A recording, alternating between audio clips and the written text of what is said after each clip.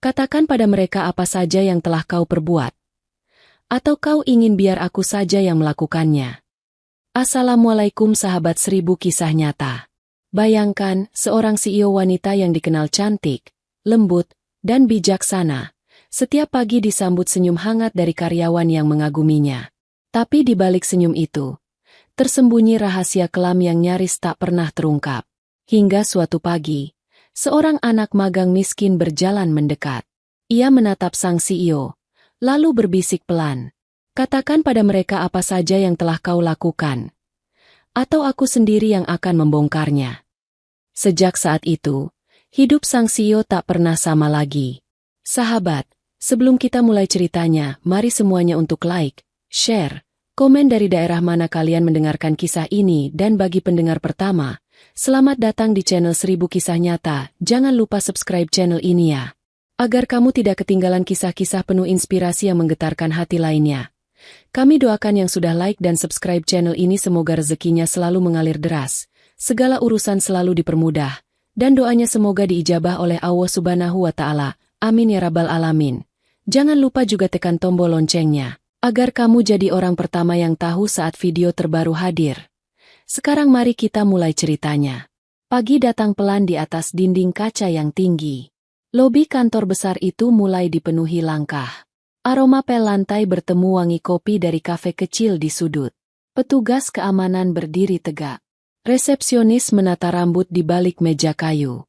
Para karyawan melewati pintu putar sambil memeluk map, menatap ponsel, atau menyapa teman yang baru datang. Semua tampak biasa, teratur, dan rapi. Sebuah sedan hitam berhenti halus di depan. Pintu terbuka. Seorang wanita turun dengan langkah mantap. Setelan kremnya jatuh rapi. Sepatu haknya mengilap. Rambutnya tersisir bersih hingga ke bahu. Dialah Laras, CEO muda yang terkenal cantik dan modis. Banyak orang bilang ia ramah dan hangat. Beberapa menyebutnya teladan. Pagi ini, seperti biasa, ia menyebar senyum yang tipis namun jelas. Selamat pagi, Bu. Pagi. Terima kasih. Hati-hati di tangga. Ya. Siap, Bu. Kerja yang tenang. Jangan terburu-buru. Senyum Laras menjawab satu persatu. Ia menatap mata lawan bicara, mengangguk kecil, menepuk lengan dengan sopan. Gerak itu tampak ringan, seperti kebiasaan yang sudah lama ia latih. Begitu ia melangkah melewati deretan tanaman hias, bisik kagum menyusul di belakangnya. Ada yang memuji baju Laras. Ada yang membahas gaya bicaranya yang tenang. Ada yang bercerita bahwa kemarin ia menyapa satpam dengan nada yang sama lembutnya. Lift terbuka. Laras menoleh pada sekelompok staf muda yang berdiri kikuk memegang kartu identitas. Jangan lupa sarapan. Perut kosong bikin pusing. Mereka tertawa kecil. Pintu lift menutup. Lobi kembali pada ritme biasa. Namun obrolan tentang Laras belum berhenti. Nama itu berulang di ujung meja resepsionis, di dekat mesin absen, dan di sepanjang garis kursi tunggu. Di lantai 4, deretan kubikel berdiri seperti pagar. Monitor menyala. Kertas tersusun. Suara keyboard terdengar pelan. Di ujung baris meja, seorang anak magang duduk tegak. Namanya Ilham. Kemejanya biru muda. Celananya abu. Sepatunya hitam polos. Penampilan itu sederhana, rapi, dan tanpa hiasan. Ia baru diterima seminggu yang lalu. Banyak yang menilai ia berasal dari keluarga biasa, mungkin miskin, karena baju dan tasnya sangat sederhana. Namun tatapannya berbeda. Matanya fokus, seperti orang yang sedang mengikuti jejak kecil di tanah. Sejak pagi, Ilham memeriksa berkas digital yang dikirim senior. Ia mengurutkan folder, mengganti nama file yang mirip, dan menyandingkan angka dari dua laporan yang saling terkait. Ia tidak banyak bicara. Saat senior bertanya, ia menjawab singkat lalu kembali menatap layar. Gerak mouse-nya hemat. Ia menyalin satu baris, menghapus satu baris, lalu menulis ulang dengan takaran yang pas. Semua dilakukan tenang, seolah ia sudah lama duduk di kursi itu. Di kubikel sebelah, dua staf muda berbisik. Tadi Bu Laras lewat. Baunya wangi sekali. Iya, dan senyumnya tetap hangat. Padahal jadwalnya padat. Bagus. Ya, cantik, baik, dan bisa jadi pemimpin. Pasti karena prestasi. Percakapan itu menyebar ke meja lain. Ada yang bilang Laras selalu tepat waktu. Ada yang bilang setiap rapat ia menutup dengan kalimat yang menenangkan. Ada yang yakin ia berhasil naik cepat karena kerja keras yang jujur. Kata baik berulang seperti gema kecil. Ilham tetap menunduk. Ia membuka dokumen lama, membandingkan tanggal dan nomor. Ada selisih kecil yang membuatnya berhenti. Ia menandai bagian itu dengan sorot yang lebih tajam. Lalu ia menutup jendela, mencatat pada memo, dan melanjutkan tugas berikutnya.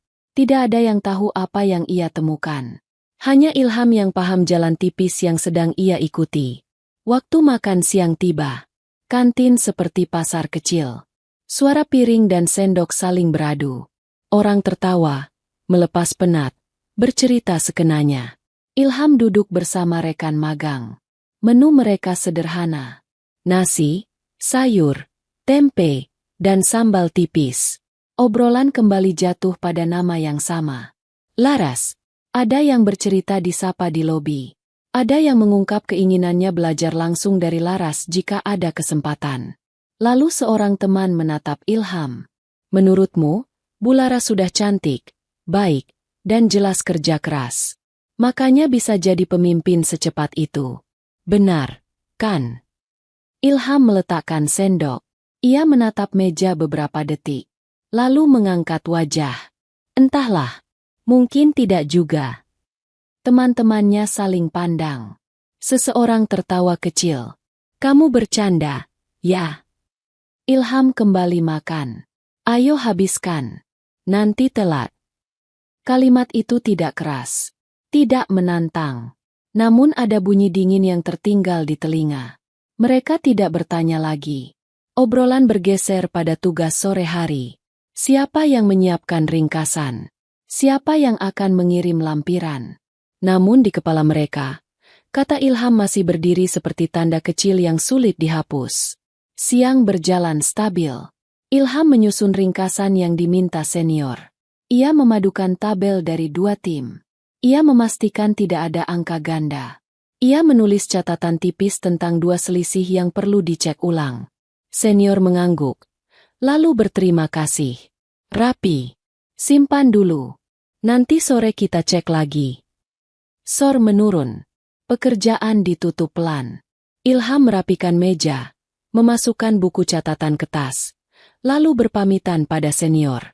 Terima kasih atas arahan hari ini. Senior mengangguk.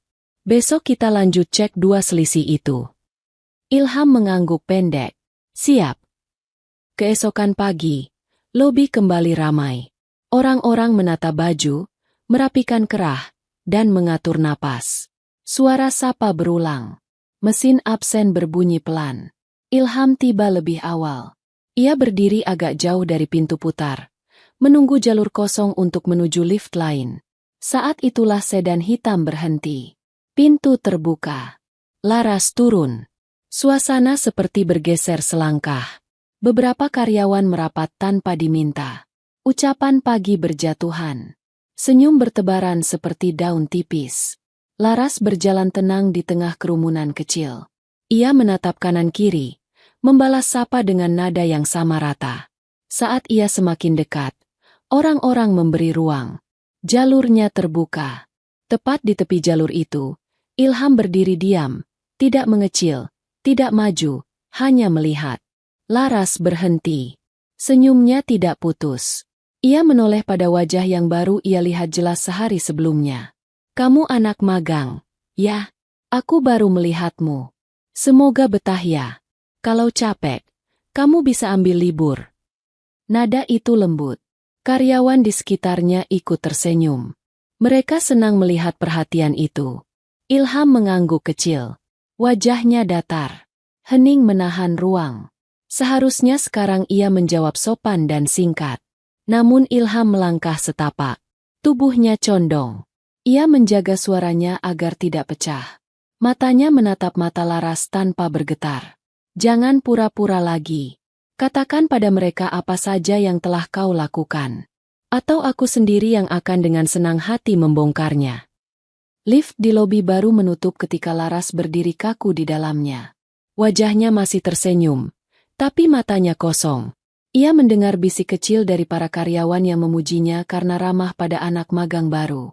Padahal, dadanya bergemuruh. Kalimat pendek yang tadi diucapkan Ilham terus berputar di telinganya.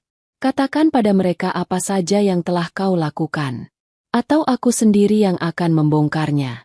Dari lantai bawah hingga lantai 10. Waktu seolah beku. Jantungnya berdegup pelan tapi berat. Begitu pintu lift terbuka, ia kembali melangkah dengan senyum yang sama, menyapa karyawan di sepanjang lorong. Tak seorang pun curiga bahwa di balik senyum lembut itu, ada api yang baru saja menyala. Begitu Laras masuk ruangannya dan pintu tertutup, napasnya pecah. Ia melempar map laporan yang semula tertata rapi. Kertas-kertas beterbangan. Anak magang miskin itu, gumamnya pelan, namun nadanya tajam. Beraninya dia mengancamku. Ia berjalan mondar-mandir. Tumit sepatunya menghantam lantai kayu dengan ritme cepat. Dari balik tirai, cahaya pagi masuk menerangi sebagian wajahnya. Mata Laras berkilat, bukan karena marah semata, tapi juga karena takut. Kalimat Ilham itu seperti senjata yang tepat sasaran. Ia sadar, orang itu tahu sesuatu. Tapi dari mana?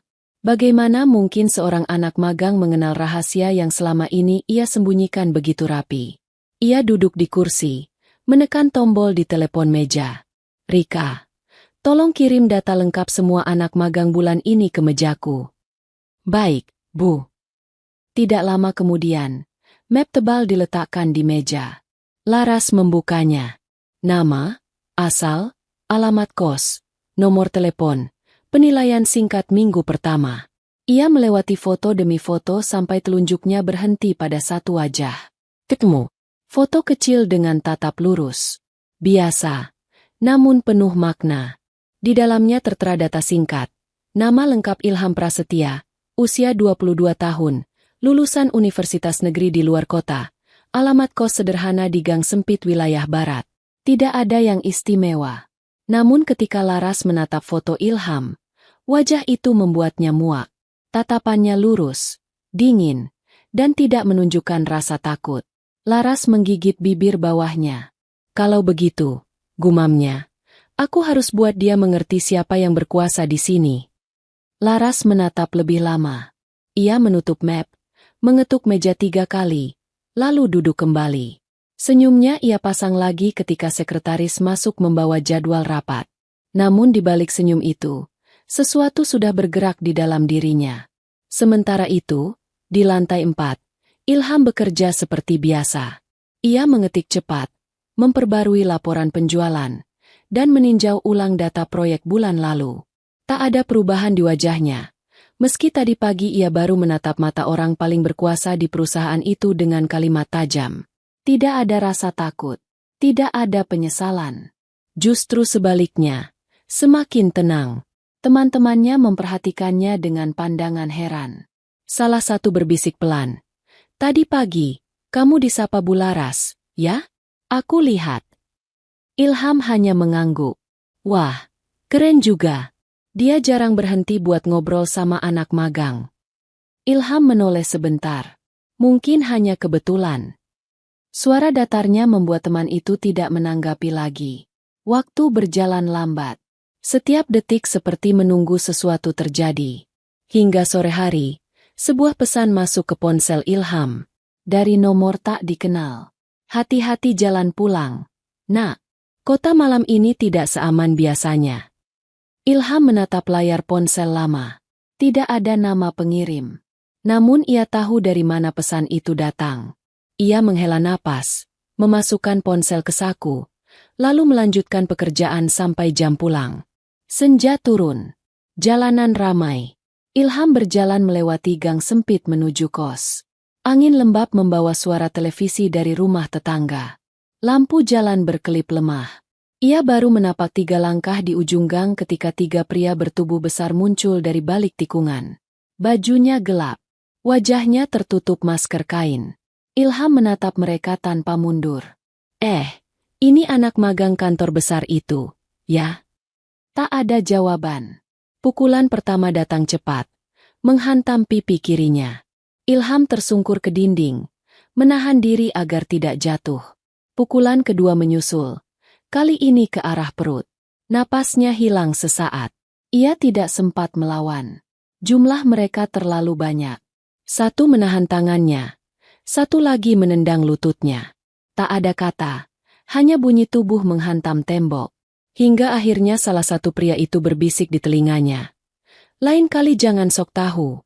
Kalau masih mau kerja di situ, jaga mulutmu. Mereka pergi seperti bayangan.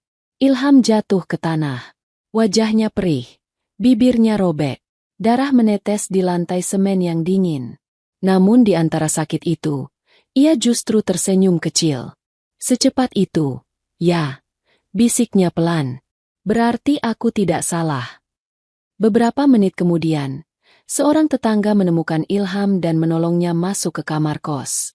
Ia diberi air dan kain basah untuk membersihkan darah.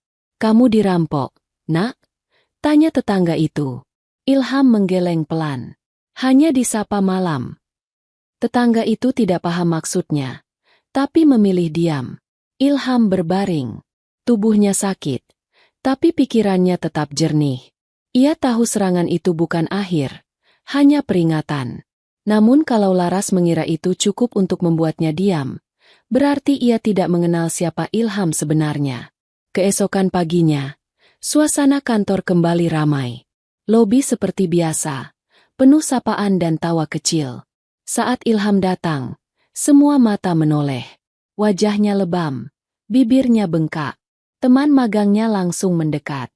Kamu kenapa, Ilham? Astaga, kamu dipukul orang. Ilham tersenyum kecil. Terjatuh. Terjatuh di mana? Sampai segitunya. Di jalan. Ia berjalan ke mejanya tanpa menjelaskan lebih jauh. Tak lama, Laras datang. Seperti biasa, kerumunan menyambutnya. Ia tersenyum, menyapa satu persatu, lalu melangkah masuk ke dalam. Namun saat melewati area magang, matanya berhenti di wajah Ilham. Ia menatap lebam di pipinya dan memasang ekspresi prihatin. Apa yang terjadi padamu? Kamu tidak apa-apa?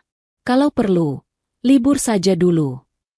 Ilham menatapnya balik, membalas dengan senyum kecil. Tidak perlu, Bu. Saya masih bisa bekerja. Baiklah, jawab Laras dengan nada lembut. Lalu berjalan lagi. Di dalam lift, Laras menatap pantulan dirinya di cermin. Senyum itu kembali muncul, tapi kali ini tidak lagi seindah biasanya. Ada kepuasan kecil di sana, namun juga kegelisahan. Ia sadar, Ilham tidak menunjukkan rasa takut sedikit pun. Seolah pemukulan semalam tidak berarti apa-apa baginya. Sementara di meja kerjanya, Ilham membuka komputer. Matanya tajam menatap layar. Ia tahu permainan baru saja dimulai. Peringatan semalam hanyalah langkah pertama. Laras akan mencoba lagi. Tapi Ilham sudah siap. Ia menyalakan komputer dan mulai menulis sesuatu di dokumen kosong. Tangannya bergerak tenang. Kalimat demi kalimat muncul di layar. Kau boleh menutupi semuanya dengan senyum. Tapi aku tahu apa yang kau sembunyikan. Ia menyimpan file itu di folder terenkripsi dengan nama samar. Sore hari, Laras menerima laporan bahwa Ilham tetap bekerja normal, bahkan menyelesaikan 2 tugas tambahan lebih cepat dari rekan lain. Hal itu membuatnya geram. Ia ingin melihat Ilham tertekan, tapi yang terlihat justru sebaliknya. Ia duduk di kursi, mengetuk meja pelan, lalu mengambil ponsel. Lakukan lagi, katanya singkat. Kali ini, buat dia mengerti. Kata-kata itu keluar pelan, tapi tajam seperti pisau tipis. Ia menatap keluar jendela, melihat langit sore yang berubah jingga. Senyumnya terlukis kembali, hangat bagi siapapun yang melihatnya dari luar. Namun bagi dirinya sendiri, senyum itu hanyalah topeng. Topeng yang mulai retak. Sore itu langit tampak seperti terbakar pelan di atas kota. Cahaya jingga memantul di dinding kaca gedung-gedung tinggi, termasuk di kantor tempat Ilham bekerja. Dari lantai 4, ia menatap keluar jendela. Matanya kosong, tapi pikirannya bergerak cepat.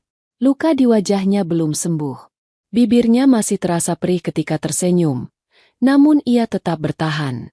Dalam diam, ia sedang menyusun langkah. Ia tahu Laras tidak akan berhenti. Orang seperti dia tidak pernah puas hanya memberi peringatan. Laras terbiasa mengatur dunia dengan senyum dan uang. Dan ketika ada seseorang yang tahu rahasianya, maka orang itu harus hilang atau diam. Ilham menarik napas panjang. Tangannya membuka file baru di komputer. Deretan angka muncul, rapi tapi aneh. Ia tahu persis apa yang dilihatnya. Angka-angka yang seharusnya tidak ada. Dana yang berpindah secara misterius dari satu proyek rekening pribadi atas nama seseorang yang tidak lain adalah Laras. Tapi semua masih samar. Belum cukup untuk dijadikan bukti kuat. Ia menatap layar itu lama, lalu mematikan komputer, menyimpan catatan di kepalanya, bukan di file. Ia tahu komputer kantor bisa diakses siapa saja. Dan Laras punya orang-orang yang setia padanya. Satu langkah salah, datanya bisa hilang dalam hitungan detik. Malam turun dengan cepat. Jalanan di luar kantor sudah ramai. Suara klakson bersahut dari kejauhan. Ilham berjalan pulang sendirian.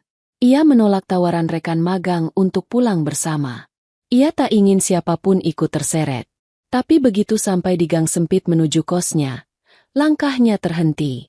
Udara malam terasa aneh. Terlalu hening. Tak ada suara anak-anak bermain. Tak ada televisi dari rumah sebelah. Ia melangkah perlahan. Lampu jalan di ujung gang redup. Saat hampir sampai di depan pintu kamarnya, suara langkah kaki terdengar cepat dari belakang. Sebelum sempat menoleh, seseorang mendorongnya keras. Tubuhnya jatuh menabrak tembok. Asap tipis tercium. Ia menoleh, dan matanya membesar. Api mulai muncul dari jendela kamarnya. Lidah api kecil menjilat tirai.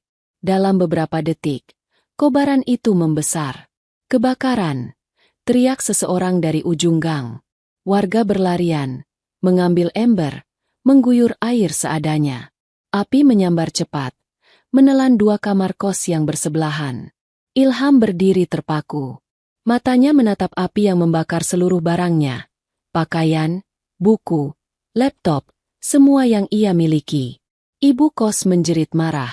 Astaga, ini dari kamarmu.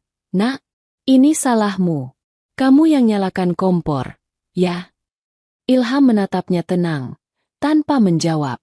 Ia tahu tuduhan itu hanya permulaan. Dan ia tahu siapa yang sebenarnya menyalakan api. Bukan kompor, tapi seseorang yang mencoba menghapus jejak. Beberapa menit kemudian, pemadam kebakaran datang. Sirene meraung, air disemprotkan. Api perlahan padam, menyisakan bau gosong dan asap tebal. Warga berkumpul, membicarakan penyebab kebakaran. Ibu kos menangis karena kerugiannya. Orang-orang mulai menatap Ilham dengan pandangan curiga. Namun di tengah kerumunan itu, Ilham justru tersenyum. Sebuah senyum kecil yang membuat tetangga heran. "Kamu tidak apa-apa, Nak?" tanya salah satu warga. Ilham menoleh. "Tidak apa-apa, Pak. Semua masih bisa diganti." Ia melangkah pergi meninggalkan lokasi kebakaran tanpa menoleh lagi. Angin malam meniup rambutnya yang berantakan. Dalam langkahnya yang pelan, ia tahu sesuatu sudah diputuskan malam itu. Laras ingin membungkamnya dengan cara licik, tapi yang Laras tidak tahu, kebakaran itu justru menjadi awal dari sesuatu yang lebih besar. Beberapa jam kemudian, di sebuah apartemen tinggi di pusat kota, Ilham duduk di depan komputer. Ruangan itu berbeda jauh dari kosannya yang hangus. Bersih, rapi, dengan jendela besar menghadap lampu-lampu kota. Tidak ada siapapun di sana selain dirinya. Ia menatap layar laptop baru, mengetik pelan namun pasti. "Baiklah, Laras. Sesuai janjiku. Kalau kau tak mau bicara, aku sendiri yang akan membongkarnya." Jemarinya menekan tombol enter. Beberapa file terbuka. Data keuangan, laporan proyek, dan salinan transfer yang sudah lama ia simpan dalam sistem terenkripsi. Semua tersusun rapi, menunggu waktu yang tepat untuk digunakan. Di meja kecil sebelah laptop, ada foto seorang pria tua berjas. Ayahnya. Seseorang yang dulu diam-diam memberi Ilham tugas untuk menyelidiki perusahaan itu dari dalam. Jangan terburu-buru. Begitu pesan ayahnya waktu itu. Perhatikan siapa yang kau lawan. Jangan lihat senyumnya. Lihat tangannya. Kini Ilham tahu maksud kalimat itu. Tangan Laras bukan tangan pemimpin yang tulus. Di balik jari lentiknya yang selalu menggenggam pena mahal, ada noda yang disembunyikan. Keesokan harinya, kantor seperti biasa penuh sapaan dan tawa. Tak ada yang tahu bahwa malam tadi ada kebakaran yang hampir menghilangkan nyawa seseorang.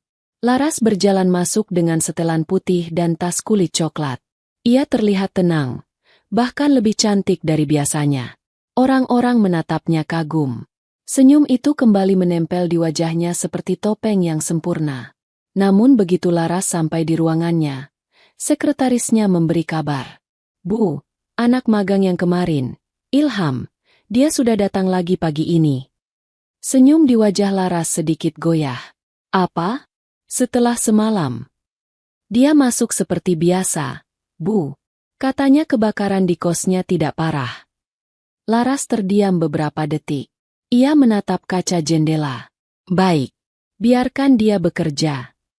Tapi di dalam hatinya, Laras tahu, serangan semalam gagal.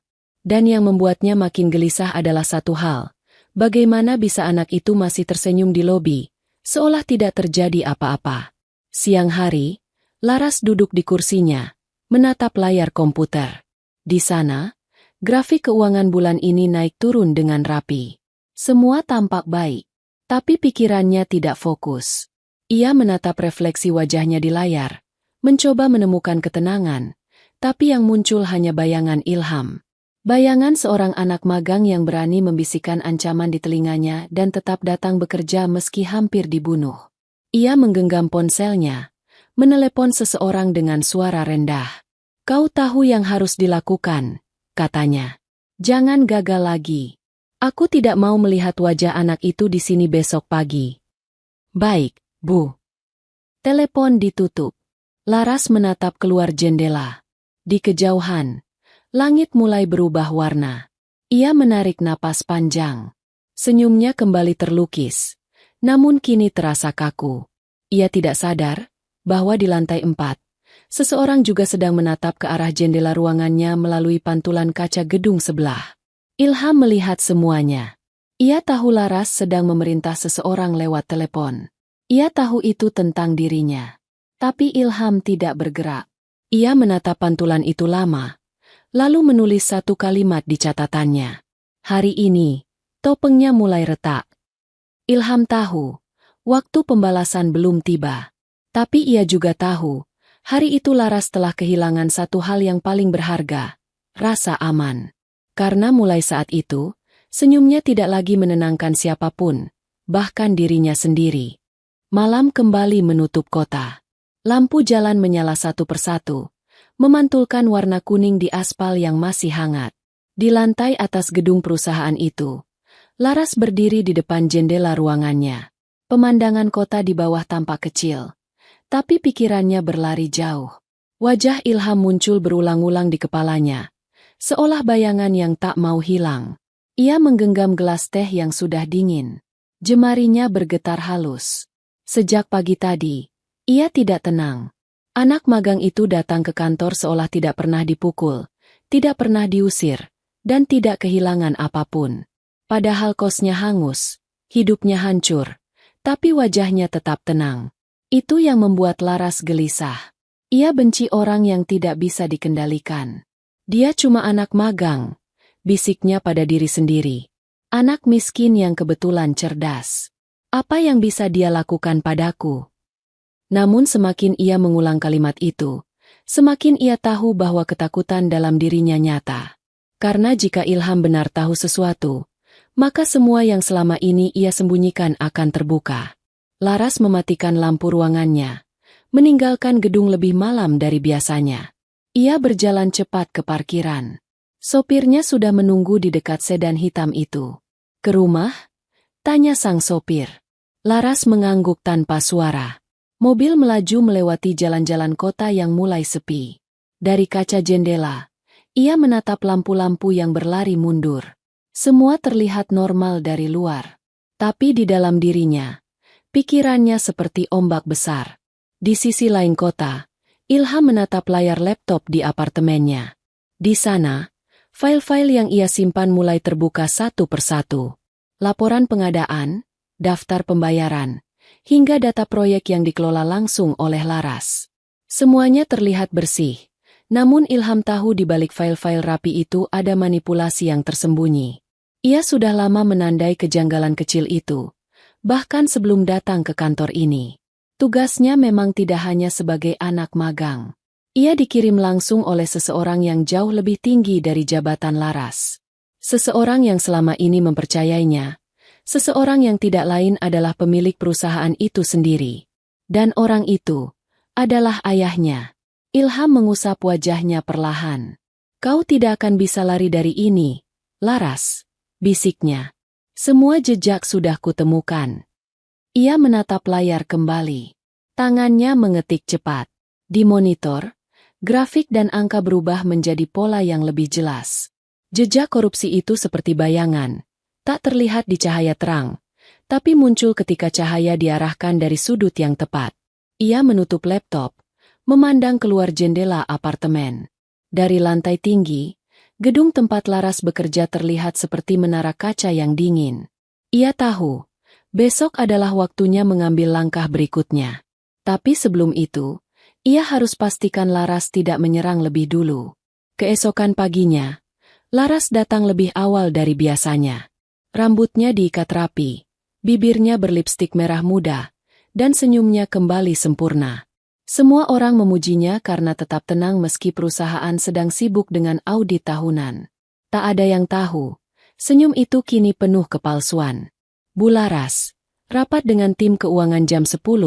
Ya, kata sekretarisnya.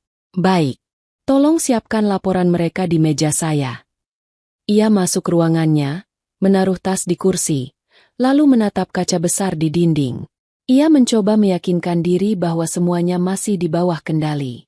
Tapi ketika membuka laptop, matanya langsung terhenti. Di layar utama, ada notifikasi email baru tanpa pengirim. Subjeknya hanya satu kalimat. Senyummu tidak akan menyelamatkanmu lagi. Darah Laras terasa dingin. Ia memeriksa alamat pengirim, tapi kosong. Tidak ada nama, tidak ada domain. Ia mencoba menghapus pesan itu, tapi gagal. Pesan itu seperti terkunci di layar. Ia menutup laptop cepat, berdiri, lalu mengatur napas. Tidak mungkin dia, gumamnya. Tapi siapa lagi? Ia menekan tombol intercom. Rika, tolong panggil tim IT ke ruanganku sekarang. Baik, Bu. Beberapa menit kemudian, 2 staf IT datang. Mereka memeriksa laptop Laras dengan wajah bingung. Sistem aman, Bu. Tidak ada yang masuk. Tidak ada email baru juga di server. Laras menatap mereka tajam. Aku lihat sendiri. Saya percaya, Bu. Tapi sistem kami bersih. Setelah mereka pergi, Laras duduk diam. Telapak tangannya dingin. Ia memandangi layar hitam yang kini menampilkan pantulan wajahnya sendiri. Untuk pertama kalinya, Laras merasa topeng yang selama ini ia pakai mulai retak. Ia ingin menenangkan diri, tapi kalimat dalam pesan itu terus berputar di kepala. Senyummu tidak akan menyelamatkanmu lagi. Siang hari, Ilham berjalan melewati koridor menuju ruang rapat kecil. Wajahnya sudah pulih sebagian, hanya tersisa bekas lebam tipis di pipi kiri. Ia membawa map berisi laporan yang disiapkannya sendiri. Di dalam ruangan, beberapa senior sudah duduk menunggu. Laras belum datang. Ia duduk di ujung meja, diam, menatap laptop di depan. Ketika pintu terbuka, Laras masuk. Wajahnya tenang, langkahnya mantap.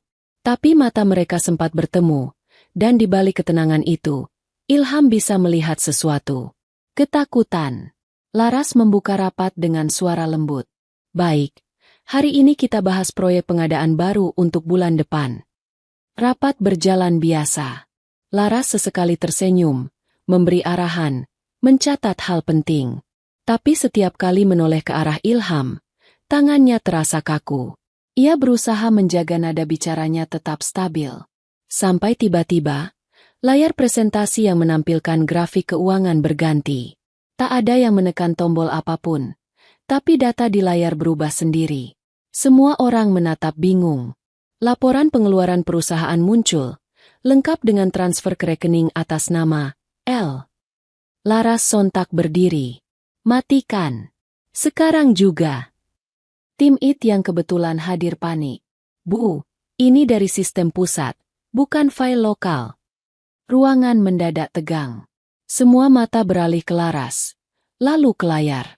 Ilham duduk diam, tangannya terlipat di meja, tanpa ekspresi. Bu, ini apa? Tanya salah satu manajer pelan. Itu tidak benar. Ini manipulasi. Laras menatap Ilham dengan mata membara. Kau? Ilham hanya menatapnya tenang. Tidak sepatah kata pun keluar dari mulutnya. Laras makin panik. Ia menunjuk Ilham dengan tangan gemetar. Kau yang lakukan ini, kan? Kau ingin menjatuhkanku. Namun orang-orang di ruangan itu justru saling berpandangan. Untuk pertama kalinya, mereka melihat sisi lain dari sosok yang selama ini dianggap lembut dan sempurna. Suaranya yang bergetar, wajahnya yang penuh amarah, membuat topengnya benar-benar pecah di depan semua orang. Bu, tolong tenang dulu, ucap salah satu direktur keuangan hati-hati. Kami akan selidiki dulu datanya. Laras terdiam sesaat, lalu berlari keluar ruangan. Napasnya tersengal. Ia menekan tombol lift dengan keras. Di kaca lift, ia melihat pantulan wajahnya sendiri. Dan untuk pertama kalinya, ia menyadari bahwa senyum yang selama ini ia pakai sudah tidak bisa menyelamatkannya lagi. Di ruang rapat yang kini sepi, Ilham menatap layar laptopnya yang masih terbuka. Di sana, catatan berjudul langkah akhir sudah siap. Ia menutup laptop, lalu berdiri. Ia tahu ini baru permulaan. Apa yang terjadi hari ini hanya potongan kecil dari rencana yang lebih besar. Tapi satu hal sudah pasti, Laras kini sadar bahwa ada seseorang yang jauh lebih berbahaya dari yang ia kira. Seseorang yang pernah ia remehkan. Seseorang yang ia kira cuma anak magang miskin. Dan orang itu kini perlahan menarik topengnya satu persatu, memperlihatkan siapa sebenarnya yang ia lawan. Malam menelan kota dalam kesunyian yang rapat. Setelah kejadian di ruang rapat siang tadi, Laras tidak langsung pulang. Ia menunggu sampai gedung benar-benar sepi. Hanya cahaya lampu meja yang menyinari wajahnya. Dokumen berserakan, laptop terbuka, tapi pikirannya jauh dari angka-angka itu. Napasnya tidak teratur. Sesekali ia menatap bayangannya di kaca jendela yang gelap. Wajah itu masih sama, cantik, berwibawa, tersenyum tipis. Tapi di balik senyum itu, matanya tampak seperti menyimpan luka dan ketakutan. Ia memejamkan mata. Suara tawa dari karyawan siang tadi masih terngiang. Mereka melihatnya marah, menunjuk anak magang miskin itu di depan semua orang. Ia kehilangan kendali. Dan itu berarti, ia mulai kehilangan segalanya. Laras menggenggam kepalanya. Tidak, aku tidak boleh jatuh, katanya pelan. Aku sudah terlalu jauh untuk mundur. Tapi kata-katanya sendiri tidak bisa menenangkan hatinya. Ia tahu benar apa yang sudah ia lakukan. Data yang muncul di layar tadi bukan kebetulan. Itu semua nyata. Bukti-bukti itu memang ada. Dan hanya satu orang yang bisa menampilkannya di hadapan banyak orang, Ilham. Anak magang yang ia kira tidak punya apa-apa, kini menjadi ancaman besar baginya. Ia berdiri, berjalan ke cermin besar di dinding. Cermin itu memantulkan seluruh tubuhnya dari kepala sampai kaki. Laras menatap dirinya sendiri lama. Kau sudah berjuang terlalu keras untuk sampai di sini, gumamnya. Kau tidak akan kalah hanya karena bocah miskin itu. Tapi saat ia menatap matanya sendiri, ia melihat sesuatu di sana, rasa takut. Rasa yang selama ini ia sembunyikan dari semua orang, bahkan dari dirinya sendiri. Tiba-tiba, Suara ponselnya bergetar. Laras menoleh cepat. Di layar tertera pesan tanpa nama pengirim. Seperti pesan misterius yang pernah ia terima kemarin. Kali ini isinya pendek saja. Kau pikir aku akan diam? Jantung Laras berdetak cepat. Tangannya gemetar saat memegang ponsel itu. Ia menatap pesan itu lama, lalu memukul meja. Cukup, teriaknya. Aku tidak akan biarkan dia menang. Ia menekan nomor seseorang. Suaranya rendah tapi tegas. Temui aku malam ini. Aku ingin tahu siapa sebenarnya anak itu. Sementara itu, di apartemennya yang tenang, Ilham duduk di depan layar komputer. Lampu kamar menyala lembut. Di sampingnya ada secangkir kopi hitam yang sudah dingin. Di layar, berderet file baru dengan label rencana B. Ia memindahkan beberapa folder ke drive khusus. Lalu menulis catatan di buku kecil. Tulisan tangannya rapi dan hati-hati, seperti orang yang tahu setiap huruf akan berguna nanti. Ilham tidak tersenyum malam itu. Wajahnya tenang, tapi matanya menyala. Ia tahu langkah berikutnya akan lebih berat. Laras pasti akan menyerang lagi. Namun ia tidak takut. Baginya, permainan ini bukan tentang balas dendam.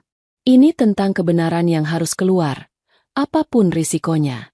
Tiba-tiba ponselnya berbunyi. Nomor tak dikenal muncul. Ilham menatap layar sesaat, lalu mengangkat. Ilham Prasetya? Suara di ujung sana berat dan rendah. Ya. Ada yang ingin bertemu. Seseorang yang mengaku tahu masa lalumu. Ilham terdiam. Siapa? Datang saja ke kafe di Jalan Pahlawan jam 9 malam. Datang sendirian. Telepon terputus. Ia menatap jam. Sudah hampir pukul 8. Hujan turun pelan di luar jendela. Ia menutup laptop, mengenakan jaket abu, lalu berangkat tanpa banyak pikir. Langkahnya tenang, tapi pikirannya penuh tanda tanya. Siapa yang ingin menemuinya? Laras? Atau seseorang dari masa lalu yang belum selesai? Kafe di Jalan Pahlawan tampak sepi malam itu. Hanya beberapa meja terisi. Lampu gantung berwarna hangat menggantung rendah. Ilham masuk perlahan. Matanya menyisir setiap sudut ruangan. Di pojok kiri, ada seorang pria berjas hitam menunggu. Wajahnya keras, usia sekitar 40 tahun, tapi dari caranya duduk, jelas bukan orang biasa. Duduklah, katanya pelan saat Ilham mendekat. Siapa Anda? Pria itu tersenyum tipis.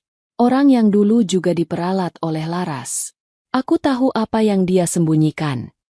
Ilham menatapnya dalam diam. Pria itu membuka map kecil di atas meja, memperlihatkan beberapa foto dan dokumen.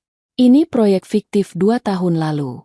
Dana yang seharusnya masuk ke pengembangan cabang baru, tapi dialihkan ke rekening pribadi Laras. Aku bagian dari tim keuangan waktu itu. Aku diam karena diancam. Tapi setelah tahu kau berani menantangnya, aku pikir sudah waktunya kau tahu semuanya. Ilham mengambil satu foto, menatapnya lama. Kau yakin semua ini asli? 100%. Aku simpan salinannya di tempat aman. Ilham menatap pria itu. Kenapa sekarang? Karena aku dengar kau anak dari orang yang paling berkuasa di perusahaan ini. Kalau ada yang bisa menjatuhkannya, hanya kau. Ilham menghela napas pelan. Jadi gosip itu sudah mulai menyebar. Ia menatap pria itu dengan tenang. Terima kasih. Tapi berhati-hatilah. Kalau Laras tahu kau bicara denganku, hidupmu akan berubah. Pria itu tersenyum getir. Hidupku sudah berubah sejak lama. Sekarang gilirannya. Setelah pria itu pergi, Ilham duduk sendirian. Di luar, hujan turun lebih deras. Ia menatap kaca jendela yang basah, melihat pantulan wajahnya di sana. Sudah waktunya, bisiknya. Pagi berikutnya, Laras tiba di kantor dengan wajah letih. Matanya sembab karena tidak tidur semalaman. Tapi senyum tetap ia pasang. Ia menyapa semua karyawan, menahan diri agar suaranya terdengar hangat. Tidak ada yang mencurigai bahwa di balik senyum itu, pikirannya penuh rencana. Ia masuk ruangannya, membuka laptop, dan mulai membaca laporan yang dikirim semalam. Tapi tiba-tiba, pintu diketuk.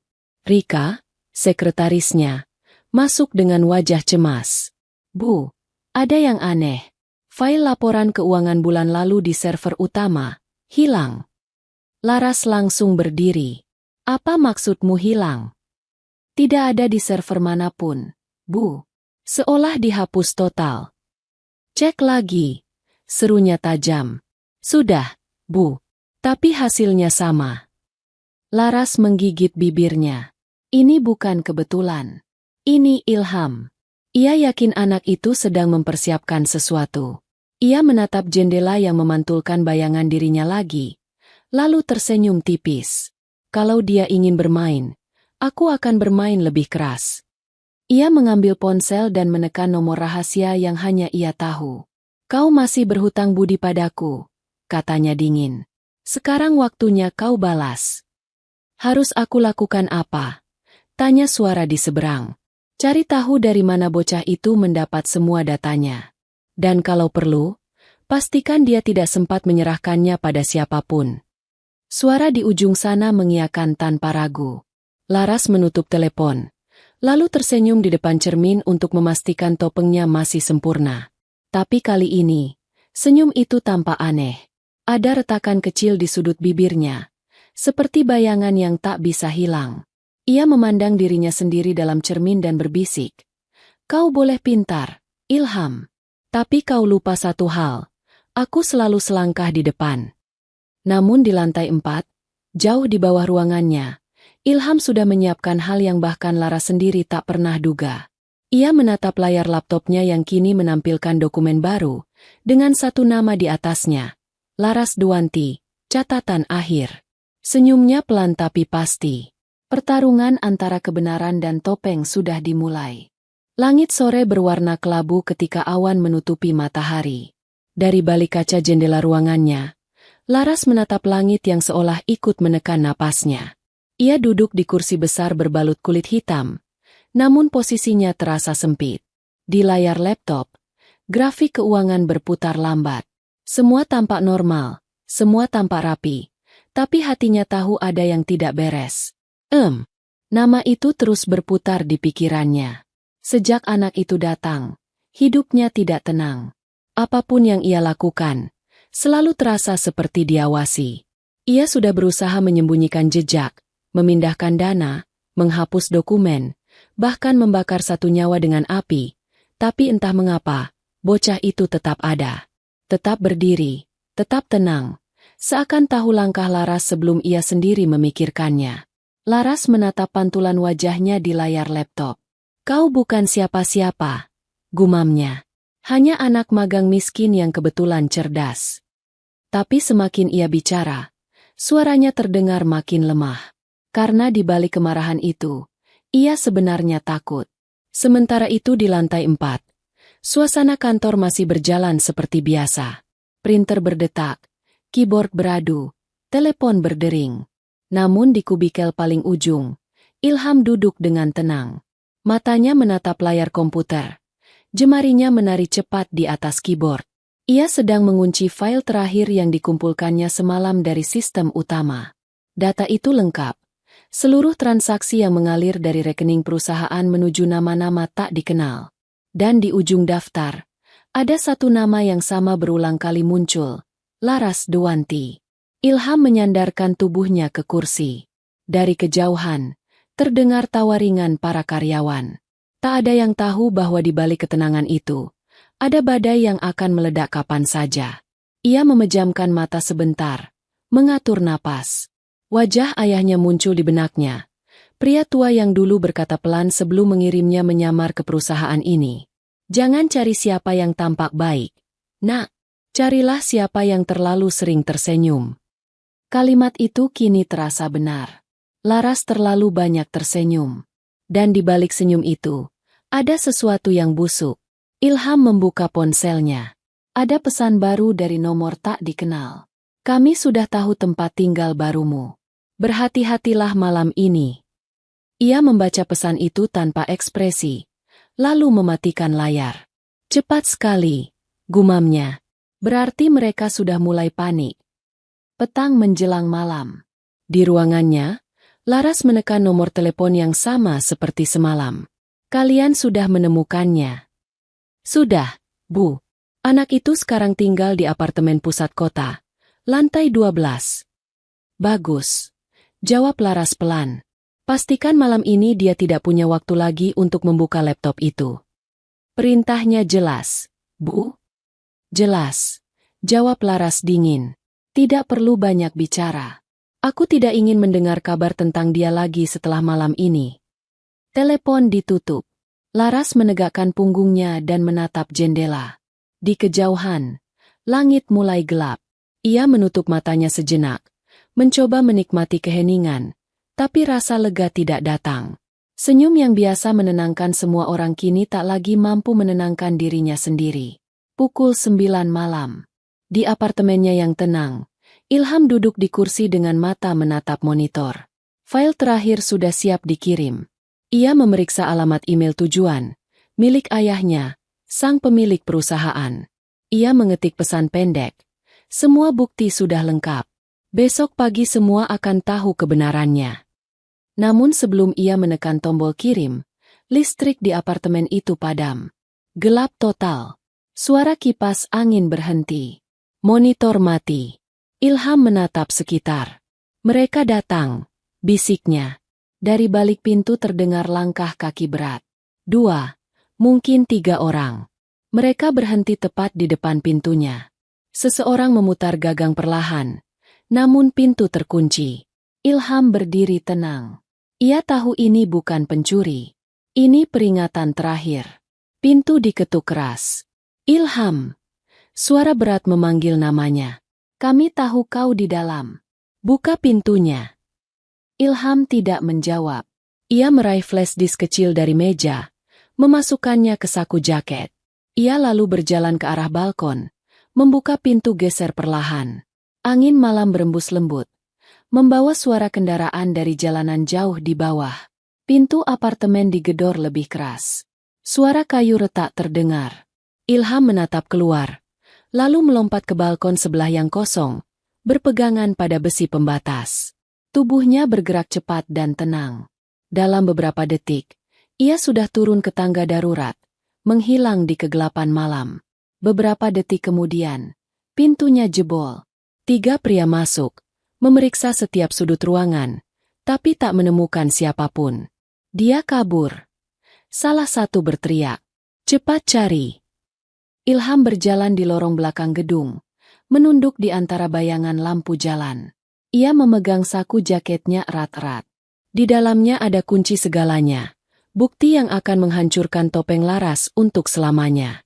Pagi datang dengan tenang, seolah malam sebelumnya tak terjadi apa-apa. Di kantor, karyawan kembali sibuk. Namun sejak awal hari, kabar beredar bahwa Laras memanggil rapat mendadak. Semua manajer diminta hadir, termasuk Ilham yang statusnya hanya anak magang. Orang-orang heran, tapi tak berani bertanya.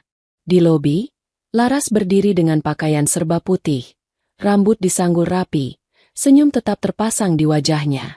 Tapi Ilham tahu, di balik itu ada kepanikan yang dalam. Ia berjalan menuju lift bersama karyawan lain. Saat pandangan mereka bertemu, waktu seperti berhenti. "Kau kelihatan lelah," kata Laras sambil tersenyum palsu. "Mungkin kau perlu istirahat setelah rapat nanti." Ilham menatapnya datar. "Tenang saja, Bu. Setelah rapat ini, semua akan beristirahat dengan caranya masing-masing." Laras menelan ludah. Jawaban itu membuat jantungnya berdegup. Ia tahu, Ilham sedang menyiapkan sesuatu. Tapi ia tidak tahu apa. Pukul 10 tepat. Ruang rapat besar dipenuhi orang. Layar besar di dinding menampilkan grafik keuangan bulan ini. Laras berdiri di depan, menjelaskan hasil kerja tim. Suaranya lembut seperti biasa, tapi ada getaran kecil yang hanya bisa didengar oleh mereka yang jeli. Di ujung meja, Ilham duduk diam. Laptopnya terbuka, tapi tangannya tidak bergerak. Ia hanya menunggu. Dan dengan demikian, kata Laras menutup presentasinya, perusahaan kita tetap stabil dan tumbuh dengan baik. Saya bangga pada kita semua. Tepuk tangan terdengar. Laras tersenyum. Tapi seketika itu juga, layar di belakangnya berkedip. Grafik perusahaan menghilang, digantikan tampilan baru, dokumen transfer ke rekening pribadi Laras. Nilainya miliaran. Ruangan hening. Semua orang menatap layar besar itu dengan mata membulat. Laras membeku di tempat. Matikan layar itu, serunya. Namun tidak ada yang bergerak. Bahkan teknisi yang biasanya cepat bereaksi pun hanya berdiri kaku. Laras menatap sekeliling. Panik. Dan saat itulah, pandangannya bertemu dengan Ilham. Pemuda itu menatapnya tanpa ekspresi. Tidak marah, tidak bangga, hanya dingin. Laras melangkah mendekat. Suaranya bergetar. Kau yang melakukan ini. Ilham menatapnya lama, lalu berkata pelan, hampir seperti bisikan. Bukankah aku sudah bilang, Bu, senyum itu tidak bisa menyembunyikan segalanya. Laras mundur satu langkah, matanya membulat. Suara bisik-bisik mulai terdengar di ruangan. Nama Laras disebut. Kata, korupsi, bergaung pelan di antara para staf. Ia mencoba bicara, tapi suaranya tak keluar. Semua pandangan kini tertuju padanya. Bukan dengan rasa kagum, tapi curiga. Rapat itu belum selesai. Tapi masa depan Laras sudah mulai runtuh. Dan Ilham masih duduk tenang di tempatnya. Seolah semua ini baru permulaan dari sesuatu yang jauh lebih besar. Suasana di ruang rapat berubah menjadi dingin. Tak ada suara selain deru pendingin ruangan yang berdengung pelan di langit-langit. Laras berdiri di depan layar besar. Tubuhnya kaku, wajahnya pucat. Di belakangnya, bukti transfer yang menampilkan namanya masih terpampang jelas. Puluhan pasang mata menatapnya. Rasa hormat yang dulu memenuhi ruangan itu kini berganti dengan tatapan curiga. Ilham duduk di ujung meja. Wajahnya tetap tenang. Ia tak bicara, tak bergerak. Hanya menatap Laras yang kini kehilangan senyum andalannya. Laras mencoba mengatur napas, menegakkan bahu, lalu berkata dengan nada tinggi, "Itu bohong. Seseorang telah memanipulasi data perusahaan." Tak ada yang menjawab. Para direktur hanya saling berpandangan. Beberapa menunduk, beberapa berbisik pelan. Laras menatap ke arah tim IT. "Perbaiki sekarang juga. Ini pasti sabotase sistem." Namun salah satu dari mereka, pria muda dengan wajah tegang, berkata pelan, "Bu, file ini tidak datang dari sistem luar. Ini muncul dari jaringan internal perusahaan." Laras terdiam. Suara detak jam dinding terdengar jelas di sela keheningan. Ia berbalik menatap Ilham yang kini berdiri perlahan dari kursinya. "Jadi ini kerjaanmu?" Suara Laras bergetar tapi tetap berusaha tegas. "Kau pikir dengan cara seperti ini kau bisa menjatuhkanku?" Ilham menatapnya dalam diam. Lalu dengan nada pelan tapi jelas, ia berkata, "Saya hanya menunjukkan kebenaran, Bu. Sisanya biarkan mereka menilai sendiri." Kalimat itu menggema pelan, tapi menancap kuat di hati semua orang di ruangan itu. Laras melangkah cepat mendekati Ilham. Tangannya menunjuk ke wajah pemuda itu. "Kau, anak magang miskin yang tak tahu diri. Kau pikir siapa dirimu berani mempermalukanku di depan semua orang?" Ruang rapat berguncang oleh suaranya. Beberapa staf perempuan menunduk, terkejut melihat wajah asli wanita yang selama ini mereka puji karena kelembutannya. Namun sebelum Laras sempat berkata lebih banyak, pintu ruang rapat terbuka. Seorang pria parubaya masuk dengan langkah tenang. Semua orang langsung berdiri. Wajah-wajah yang tadi tegang kini berubah menjadi penuh hormat. Pria itu mengenakan setelan abu-abu dengan pin kecil di jasnya bertuliskan inisial perusahaan. Tatapannya tajam tapi teduh. Dialah pemilik perusahaan. Sosok yang jarang terlihat. Tapi setiap kehadirannya selalu membawa wibawa yang membuat siapapun menahan napas. "Duduk semua," katanya tenang. Suaranya dalam, berwibawa, namun tak perlu meninggikan nada. Semua segera duduk, kecuali Laras yang masih berdiri kaku dengan mata membulat. "Pak, ini tidak seperti yang Bapak lihat," katanya terburu-buru. "Data itu palsu. Itu hasil rekayasa anak magang ini." Ia menunjuk Ilham dengan tangan bergetar. "Saya bisa jelaskan semuanya. Pak. Pria itu menatapnya tanpa ekspresi. Tenang, Laras. Aku tahu segalanya. Nada suaranya datar, tapi membuat Laras terdiam. Ia berjalan perlahan menuju tengah ruangan. Setiap langkahnya terdengar jelas. Aku yang menyuruh anak magang itu masuk ke perusahaan ini. Ruangan mendadak hening. Semua orang menatap pemilik perusahaan itu dengan bingung. Laras membeku. Apa? Pria itu menatap Ilham, lalu tersenyum kecil. Dia bukan sekadar anak magang. Dia orangku. Dan mulai hari ini, aku akan menjelaskan pada kalian siapa sebenarnya Ilham Prasetya. Laras merasa darahnya berhenti mengalir. Dunia seolah berputar pelan. Ia menatap Ilham dengan wajah tak percaya. Pemuda itu hanya menunduk hormat pada pria di depannya. Ilham, kata pria itu lembut. Kau bisa bicara sekarang. Ilham menatap Laras sejenak sebelum berdiri. Suaranya tenang. Nama lengkap saya Ilham Prasetya. Saya dikirim ke sini oleh pemilik perusahaan untuk menyelidiki kebocoran dana dan penyalahgunaan anggaran yang selama ini merugikan perusahaan. Beberapa orang menutup mulutnya. Terkejut. Laras mundur satu langkah. Kau berbohong. Pemilik perusahaan menggeleng pelan. Dia tidak berbohong. Laras. Aku sendiri yang memberinya perintah. Seketika lutut Laras terasa lemas. Tangannya gemetar. Tapi kenapa, Pak? Kenapa harus saya yang diselidiki? Saya sudah berjuang untuk perusahaan ini. Pemilik perusahaan berjalan mendekat.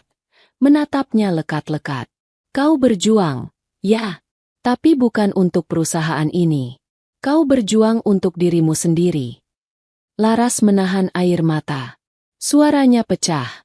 Tidak, Pak. Semua yang saya lakukan demi perusahaan. Demi Bapak. Pria itu terdiam sesaat. Lalu berkata dengan nada dalam. Demi aku. Atau demi uangku. Kata itu menghantam lebih keras dari tamparan. Laras menunduk. Tangannya mengepal di sisi tubuhnya. Ruangan kembali hening. Semua mata memandangnya tanpa simpati. Semua hormat yang dulu ia miliki hilang begitu saja, digantikan bisik-bisik halus yang tajam. Pemilik perusahaan menarik napas panjang. Laras Duanti, mulai hari ini kau dinonaktifkan dari jabatan CEO. Semua aset dan data akan diselidiki. Dan kau, Ilham, ikut aku ke ruanganku. Ia berbalik meninggalkan ruangan. Ilham mengikuti langkahnya. Laras berdiri terpaku di tempat. Wajahnya kosong. Ia ingin berteriak. Tapi tidak ada suara yang keluar. Dunia yang ia bangun selama bertahun-tahun runtuh dalam hitungan menit. Beberapa jam kemudian, di ruang kerja pemilik perusahaan, suasana jauh lebih tenang. Ilham duduk di depan meja besar dari kayu mahoni. Pria itu membuka berkas. Menatap Ilham dengan senyum bangga. Kau sudah melakukan dengan baik. Terima kasih, Ayah. Jawab Ilham pelan. Ya, Ayah. Satu kata itu cukup untuk menjelaskan semuanya. Pemilik perusahaan itu adalah ayah Ilham. Pria yang selama ini diam dan membiarkan Laras menjalankan perusahaannya. Tak banyak yang tahu bahwa ia memiliki seorang anak yang disembunyikan dari publik. Ilham tidak pernah memakai nama belakang ayahnya. Ia tumbuh sederhana, belajar dari bawah, dan kini menjadi mata yang diam-diam mengawasi perusahaan keluarga itu dari dalam. Saya hanya menjalankan apa yang ayah minta, ucap Ilham tenang. Sang ayah menatapnya lama. Dan sekarang, semua orang tahu siapa kau sebenarnya. Ilham menggeleng pelan. Tidak, ayah. Biarkan mereka tetap melihatku sebagai anak magang biasa. Aku tidak ingin mereka hormat karena nama keluarga, tapi karena kebenaran yang kutunjukkan. Pria itu tersenyum. Kau memang darahku. Ia berdiri, menepuk bahu Ilham. Sekarang, pulanglah. Istirahatlah dulu. Besok kita bicarakan langkah selanjutnya. Ilham berdiri, menunduk hormat, lalu keluar dari ruangan. Saat pintu menutup di belakangnya, ia menarik napas panjang. Rasa lega yang ia pendam selama berbulan-bulan perlahan keluar bersama embusan napas itu. Tapi di balik lega itu, Ada sesuatu yang lain, firasat buruk. Ia tahu Laras bukan tipe wanita yang akan diam begitu saja. Dan di luar sana, badai baru sedang menunggu untuk meledak. Malam turun pelan di kota, menelan gedung-gedung tinggi dalam cahaya lampu yang berkedip di kejauhan. Dari lantai 12 apartemennya, Ilham menatap langit. Angin malam berembus melalui celah jendela yang terbuka sedikit. Meski segala rencana telah berjalan seperti yang ia harapkan, pikirannya tidak tenang. Ia tahu, kemenangan hari ini belum berakhir. Laras bukan wanita yang mudah menyerah. Ia duduk di kursi, membuka laptop, menatap file berjudul laporan akhir. Di dalamnya ada seluruh bukti yang sudah ia serahkan pada ayahnya siang tadi. Data yang memastikan kejatuhan Laras. Tapi di mata Ilham, semua itu belum cukup. Ia tahu orang seperti Laras akan selalu punya cara untuk melawan. Ia tidak butuh jabatan untuk membalas. Ia hanya butuh kesempatan. Suara dering ponsel memecah kesunyian. Layar menunjukkan nama yang sudah lama ia kenal. Ayah. Ya. Bagus sekali pekerjaanmu. Nak, besok kita akan umumkan secara resmi di rapat dewan. Laras tak akan bisa kembali setelah ini. Ilham mengangguk. Baik. Yah, tapi apa? Dia tidak akan tinggal diam. Aku yakin Laras masih punya orang di dalam. Aku akan terus memantau sampai semuanya benar-benar bersih. Ayahnya terdiam sebentar di ujung telepon, lalu berkata lembut, "Kau memang berbeda. Hati-hati, Ilham. Orang yang kehilangan kekuasaan bisa lebih berbahaya daripada orang yang punya segalanya." Telepon terputus. Ilham menatap layar laptop lagi, lalu menutupnya perlahan. Ia memejamkan mata sejenak. Suara hujan di luar mulai turun, menampar kaca jendela dengan irama pelan. Di pikirannya, wajah Laras kembali muncul. Senyumnya, suaranya yang lembut, lalu matanya.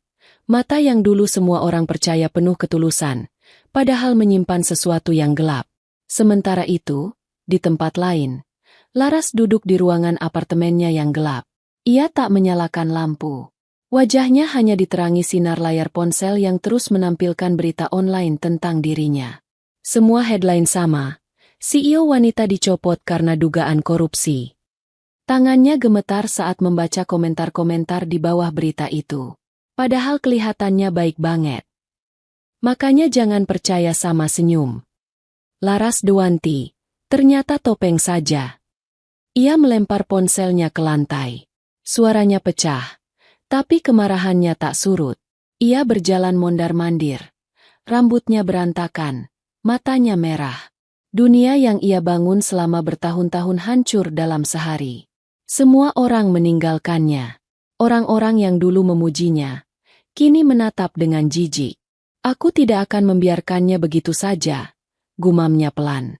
Anak miskin itu. Ilham, dia pikir sudah menang. Ia menatap ke cermin besar di dinding. Wajahnya terlihat asing bagi dirinya sendiri. Mata yang dulu memancarkan wibawa kini hanya berisi kebencian. Kalau dia mau bermain api, bisiknya, aku akan bakar semuanya sampai habis. Ia duduk di kursinya, menarik sebuah koper kecil dari bawah meja. Di dalamnya ada tumpukan dokumen lama dan flash disk hitam yang dulu ia sembunyikan. Ia tahu isinya. Data proyek gelap yang melibatkan beberapa petinggi perusahaan, termasuk orang-orang yang dulu mendukung ayah Ilham. Jika data itu bocor, bukan hanya Laras yang hancur, perusahaan itu pun ikut terbakar. Senyum kecil muncul di wajahnya. Kau pikir hanya kau yang punya bukti, Ilham? Aku juga punya. Dan kalau aku jatuh, semua ikut jatuh. Pagi berikutnya, suasana kantor berbeda. Tidak ada senyum ramah, tidak ada tawa kecil di lobi. Semua orang bicara dengan suara pelan. Berita tentang pencopotan Laras sudah menyebar. Banyak yang lega, tapi ada juga yang cemas. Ilham datang lebih awal. Wajahnya tampak tenang, tapi matanya waspada. Ia tahu ini belum selesai. Ketika lift terbuka, beberapa karyawan memberi salam canggung. Ia membalas dengan anggukan kecil, lalu langsung menuju ruang ayahnya. Di dalam ruangan, Sang ayah sedang berbicara dengan beberapa direktur. Di layar besar terpampang surat keputusan resmi tentang pergantian posisi CEO. Semuanya terlihat rapi, formal, dan tenang. Tapi suasana itu berubah ketika salah satu staf masuk tergesa-gesa. "Pak, ada masalah," katanya dengan wajah pucat. "Beberapa data perusahaan bocor ke media. Mereka bilang sumbernya anonim, tapi filenya asli." Semua orang menatap layar. Dalam hitungan menit, berita baru muncul di situs berita besar. Perusahaan raksasa dituduh manipulasi anggaran pusat. Ayah Ilham berdiri cepat. "Mustahil. Data itu hanya disimpan di sistem internal." Ilham menatap layar, lalu berbisik, "Laras." Tanpa menunggu perintah, Ilham segera meninggalkan ruangan. Ia tahu kemana harus pergi. Di apartemennya, Laras sedang duduk di depan laptop. Ia melihat jumlah penayangan berita yang terus naik. Setiap detik, reputasi perusahaan itu semakin jatuh. Ia tersenyum. Tapi senyum itu penuh kelelahan, penuh luka. Air matanya jatuh tanpa ia sadari. "Kau hancurkan aku, Ilham," katanya pelan. "Jadi biar aku hancurkan dunia yang kau lindungi." Ia menatap meja di depannya, di mana ada pistol kecil berwarna perak. Ia memandangnya lama, lalu menggenggam erat. "Kalau aku tidak bisa memiliki semuanya, maka tidak ada yang akan memilikinya." Ketukan keras terdengar di pintu. "Bu Laras, buka. Kami hanya ingin bicara." Suara itu milik tim keamanan perusahaan yang dikirim Ilham. Tapi Laras tidak menjawab. Ia berdiri perlahan, matanya menatap pintu. "Kalian pikir aku takut?" gumamnya. Ia membuka jendela besar apartemen, membiarkan angin dingin masuk. Di bawah sana, jalan raya dipenuhi kendaraan. Lampu-lampu mobil terlihat seperti garis cahaya panjang. Laras menarik napas panjang. "Aku tidak akan kalah darimu, Ilham." Beberapa menit kemudian, lift apartemen berbunyi. Ilham muncul, diikuti 2 petugas keamanan. Pintu unit Laras terbuka sebagian. Bau asap rokok dan parfum mewah bercampur memenuhi udara. Ia masuk perlahan. "Bu Laras?" panggilnya pelan. Tak ada jawaban. Hanya suara angin dari jendela terbuka. Ilham melangkah ke ruang tengah, dan di sanalah ia melihatnya. Laras berdiri di dekat jendela dengan rambut terurai, memegang pistol di tangan kanan. "Berhenti di situ," katanya lirih. "Jangan dekati aku."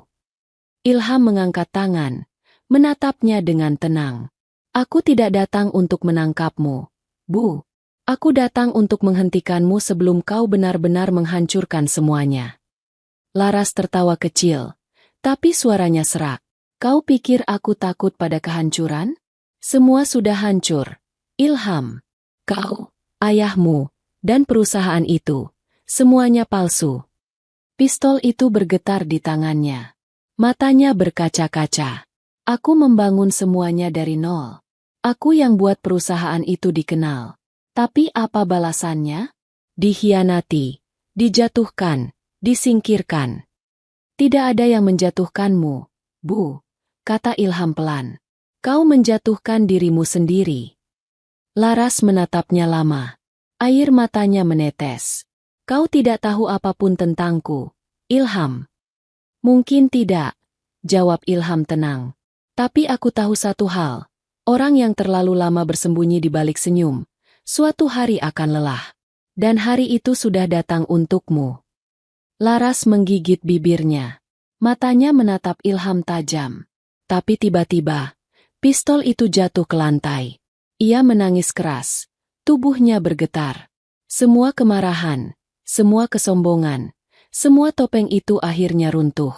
Ilham melangkah mendekat, menunduk mengambil pistol itu, lalu menyerahkannya pada petugas di belakangnya. Ia menatap Laras yang kini terduduk di lantai. "Sudahlah, Bu. Permainan ini selesai." Tapi Laras masih menatapnya dengan mata penuh kebencian. Ia berbisik pelan, hampir tak terdengar. "Tidak, Ilham. Ini belum selesai. Kau belum tahu siapa diriku sebenarnya." Kata-kata itu menggantung di udara, dingin, Menegangkan, seperti ancaman dari seseorang yang masih menyimpan sesuatu di balik bayangan. Dan Ilham tahu, api itu belum benar-benar padam. Suara sirine menggema di luar gedung apartemen. Beberapa petugas keamanan dan polisi turun naik tangga darurat. Sementara Laras dibawa keluar ruangan dengan tangan gemetar. Wajahnya basah oleh air mata. Ia tidak melawan, tapi matanya tetap menatap Ilham yang berdiri di dekat jendela. Tatapan itu bukan penyesalan, bukan juga rasa takut, melainkan tatapan seseorang yang masih menyimpan sesuatu. Ilham berdiri diam, membiarkan angin malam menerpa wajahnya. Lampu-lampu kota berkelip di kejauhan. Di belakangnya, salah satu petugas menutup jendela perlahan. "Pak Ilham, kami akan bawa dia ke kantor polisi malam ini," ucap salah satu dari mereka. Ilham menoleh, menatap Laras untuk terakhir kali sebelum wanita itu dibawa pergi. Dalam sekejap, ia teringat semua. Senyum ramah yang dulu selalu disanjung karyawan, sikap lembut yang menipu semua orang, dan bisikan dingin di pagi hari saat ia baru datang ke kantor untuk pertama kalinya. "Jangan pura-pura lagi," katanya waktu itu. Kini, kalimat itu seperti menggaung kembali dalam pikirannya. Ketika langkah kaki para petugas menjauh, apartemen itu kembali hening. Ilham memejamkan mata. Semua seharusnya sudah selesai. Tapi hatinya menolak percaya. Laras bukan tipe wanita yang menyerah begitu saja. Kata-kata terakhirnya tadi, "Kau belum tahu siapa diriku sebenarnya," terus mengganggu pikirannya. Keesokan paginya, kantor pusat dipenuhi suasana tegang. Media sudah menunggu di depan gedung. Kamera berbaris di sepanjang trotoar. Beberapa reporter berteriak menanyakan kebenaran berita penangkapan mantan CEO. Namun di dalam gedung, rapat darurat sedang berlangsung di lantai tertinggi. Pemilik perusahaan, Ayah Ilham, berdiri di depan ruangan besar itu. "Semua data sudah kami serahkan ke pihak berwenang. Nama perusahaan harus tetap bersih," katanya tegas. Para direktur mengangguk pelan. Namun satu orang dari mereka berkata, "Tapi, Pak, kita belum tahu seberapa dalam keterlibatan Laras. Kami menemukan file lama yang baru saja diakses seseorang tadi malam, sebelum penangkapan." Ayah Ilham menatapnya tajam. "Seseorang? Siapa?" "Belum diketahui, Pak. Tapi akses itu berasal dari akun internal milik Bu Laras." Ruangan menjadi sunyi. Semua mata saling berpandangan.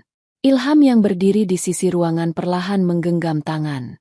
Dia masih sempat mengakses sistem, gumamnya. Ayahnya menatapnya. "Kau pikir dia menghapus sesuatu?" Ilham menggeleng pelan. "Tidak, Ayah. Laras tidak pernah menghapus. Dia selalu menyimpan. Mungkin ada sesuatu yang dia siapkan." Di ruang tahanan sementara, Laras duduk di kursi besi dengan tangan di pangkuan. Cahaya lampu putih menyorot dari langit-langit. Di depannya, seorang penyidik menatapnya dingin. "Kami menemukan banyak bukti transfer. Mau Anda jelaskan?" Laras tersenyum lemah. "Kalian pikir semua uang itu untukku? Bukti jelas menunjukkan aliran dana ke rekening pribadi Anda." Ia tertawa kecil, tapi suaranya serak. "Pribadi, ya? Kau pikir aku punya waktu menikmati itu semua? Aku hanya menjalankan perintah." Penyidik itu menatapnya curiga. "Perintah siapa?" Laras menatapnya lama, lalu menunduk. "Kalau kalian pikir aku yang paling kotor di sini, kalian belum mengenal Ayah Ilham." Kalimat itu menggantung lama di ruangan. Sang penyidik saling pandang dengan rekannya. "Maksud Anda?" Laras menatap mereka dengan tatapan tajam. Senyum tipis muncul di bibirnya. "Aku hanya boneka. Semua uang itu, semua proyek, semua sistem, tidak ada yang berjalan tanpa restunya." Sore harinya, Ilham duduk di ruangan ayahnya. Lampu temara memantul di meja besar yang dipenuhi dokumen. "Laras sudah diinterogasi," ucap sang ayah tanpa menatap. "Dia mulai bicara hal-hal gila. Menyebut namaku, menuduhku dalam semua ini." Ilham mengernyit. Dia sedang putus asa. "Ayah." Dia hanya ingin menyeret semua orang bersamanya. Namun ayahnya tidak langsung menjawab. Ia memegang gelas teh hangat, lalu meletakkannya perlahan. Kau percaya padaku, kan, Ilham? Ilham menatap wajah ayahnya, mencoba membaca ekspresi itu. Tentu saja, ayah. Baik, kata ayahnya pelan. Kalau begitu, jangan dengarkan omong kosongnya. Fokus pada perusahaan. Kita harus bersihkan nama keluarga. Ilham mengangguk, tapi di dalam pikirannya, kalimat itu terasa aneh. Kau percaya padaku, kan? Seolah bukan pernyataan seorang ayah yang yakin pada dirinya sendiri, melainkan seseorang yang menyembunyikan sesuatu. Malamnya, setelah semua pegawai pulang, Ilham masih di kantor. Ia duduk di meja kerja kecilnya, menatap layar komputer. Di dalam sistem, ia menemukan file baru yang muncul pagi tadi. Nama file itu sama seperti yang disebutkan tim audit, Legacy Doc. Ia membuka dengan hati-hati. File itu berisi ratusan baris data lama, proyek pembangunan, daftar nama pejabat, rekening, dan nama ayahnya. Di kolom keterangan, ada tulisan kecil, disetujui langsung oleh pemilik perusahaan. Ilham mematung. Jantungnya berdegup keras. Ia menggulir lebih jauh ke bawah, dan di akhir dokumen ada catatan dengan huruf tebal. Jika kau membaca ini, berarti permainan sudah berbalik. Ilham, kau pikir aku hanya mengambil? Tidak, aku menyelamatkan. Dan ayahmu, bukan pahlawan seperti yang kau kira. Kalimat itu diakhiri tanda tangan, Laras Dewanti. Ilham menatap layar lama. Udara di dadanya terasa berat. Antara marah dan bingung, ia menutup file itu dan memejamkan mata. Ia tahu Laras pandai memutarbalikkan kenyataan. Tapi kata-kata itu terlalu spesifik untuk dianggap kebohongan. Apalagi Laras tidak pernah tahu hubungan ayah dan anak di antara mereka. Ia berdiri, berjalan menuju jendela besar. Di bawah sana, lampu kota berkelap-kelip. Tapi pikirannya gelap. Apa yang sebenarnya ayah sembunyikan? Bisiknya pelan. Sementara itu, di ruang tahanannya, Laras masih tersenyum. Ia tahu Ilham sudah menemukan file itu. Ia tahu kebingungan sedang melanda pikirannya. Di tangannya, sebuah pena berputar pelan. Ia memandang kamera pengawas di sudut ruangan dan berbisik lirih. Sekarang, giliranku membuatmu bertanya-tanya, Ilham. Karena tidak ada yang benar-benar suci di dunia ini, bahkan ayahmu. Tatapan matanya tajam, bibirnya melengkung membentuk senyum tipis. Senyum seorang wanita yang kehilangan segalanya, tapi masih menyimpan satu senjata terakhir, kebenaran yang belum diungkap. Dan di balik senyum itu, api yang belum padam kembali menyala, menunggu waktu untuk membakar segalanya lagi. Malam itu turun dengan diam yang menyesakkan. Gedung perusahaan tampak gelap dari luar, hanya beberapa lantai yang masih menyala. Di salah satunya, Ilham duduk sendirian di ruang kerja ayahnya.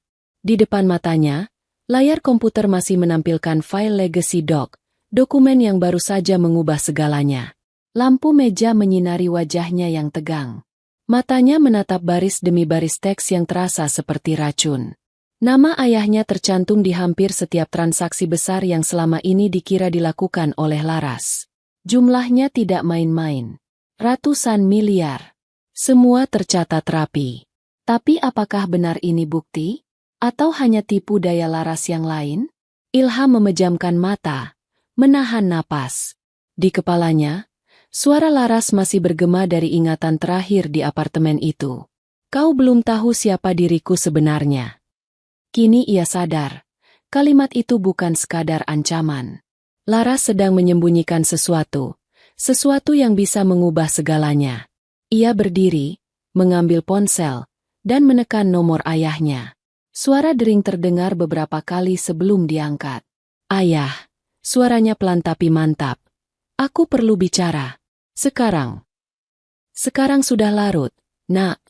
Suara ayahnya terdengar tenang seperti biasa. Ini penting. Baiklah, di ruanganku. Tidak, di rumah. Aku datang sekarang. 1 jam kemudian, Ilham tiba di rumah besar yang terletak di pinggir kota. Rumah itu tampak megah dengan taman luas dan lampu berwarna emas yang menerangi halaman depan. Namun di mata Ilham malam ini, rumah itu tampak seperti tempat asing. Ia berjalan masuk. Di ruang tamu, sang ayah sudah duduk, menatapnya dengan tatapan lelah. "Ada apa?" tanya sang ayah pelan. Ilham menatap langsung ke matanya. "Aku menemukan file di server perusahaan. File dengan tanda tangan Laras. Namamu ada di semua transaksi itu." Ayahnya terdiam sejenak, lalu tersenyum kecil. "Aku sudah duga kau akan menemukannya." "Jadi, itu benar." Suara Ilham nyaris bergetar. "Ayah terlibat." Pria itu menghela napas panjang. "Kau tidak paham, Nak. Semua itu demi menyelamatkan perusahaan. Kalau aku tidak lakukan itu, perusahaan ini sudah runtuh sejak 5 tahun lalu. Laras hanya menjalankan apa yang kusuruh." Ilham menatapnya tak percaya. "Demi menyelamatkan? Dengan mencuri uang investor? Dengan memanipulasi data?" "Kadang kebenaran tidak seindah yang kau pikir," jawab ayahnya tenang. "Dunia bisnis tidak sesuci idealismemu. Semua orang berbohong demi bertahan." Ilham merasa darahnya mendidih. "Jadi selama ini aku cuma pion dalam permainanmu? Aku disuruh menjatuhkan orang yang sebenarnya hanya menjalankan perintahmu." Ayahnya berdiri, menatapnya dengan mata tajam. "Laras terlalu tamak. Dia melampaui batas. Aku memberinya kepercayaan, tapi dia ingin segalanya. Dia mulai mengatur sendiri aliran dana, menyimpan sebagian, bahkan mencoba membeli saham tanpa seizinku. Dia bukan korban, Ilham. Dia pengkhianat." "Tapi kalau semua ini benar," balas Ilham, "kenapa ayah tidak katakan dari awal? Kenapa harus menyuruhku menyelidiki seperti orang asing?" Pria itu menatapnya lama, lalu berkata pelan, "Karena aku ingin tahu, apakah kau lebih seperti dia, atau lebih seperti aku." Kata-kata itu menampar hati Ilham lebih keras daripada apapun. Ia mundur satu langkah. "Jadi ini ujian bagimu?" "Ini kenyataan," jawab sang ayah dingin. "Kau pikir dunia ini hitam putih? Tidak, Nak. Dunia ini abu-abu. Dan hanya orang yang bisa beradaptasi dengan abu-abu yang akan bertahan." Ilham menggeleng, suaranya bergetar. "Kalau begitu, aku tidak mau menjadi sepertimu." Ia berbalik pergi, tapi suara ayahnya menghentikan langkahnya. "Kau pikir Laras akan berhenti di sana? Kau pikir dia tidak punya cadangan? Dia masih punya data lain, Ilham. Jika dia melepaskannya ke publik, bukan hanya aku, tapi seluruh perusahaan ini akan hancur. Dan namamu ikut tercoreng karena orang akan tahu kau bagian dari keluarga ini." Ilham berhenti di depan pintu. Hujan mulai turun di luar. "Aku tidak peduli." "Kau akan peduli," balas ayahnya. "Karena setelah malam ini, Laras akan bicara." Sementara itu, di ruang tahanan, Laras duduk diam menatap tembok. Di sudut ruangan, seorang pria berseragam masuk membawa berkas. "Bu Laras, Anda punya satu panggilan video dari pengacara," katanya. Laras menatapnya tanpa banyak bicara. Ia menekan tombol yang disiapkan di meja. Layar kecil menyala, memperlihatkan wajah seseorang yang tidak asing, salah satu direktur lama yang dulu ia percayai. "Semua sudah siap," kata pria di layar itu. "File kedua akan dirilis tepat pukul 9 besok pagi, seperti instruksimu." Laras tersenyum pelan. "Bagus. Pastikan semua media mendapatkannya. Aku ingin mereka tahu siapa sebenarnya yang bersembunyi di balik topeng bersih itu. Termasuk ayah anak itu."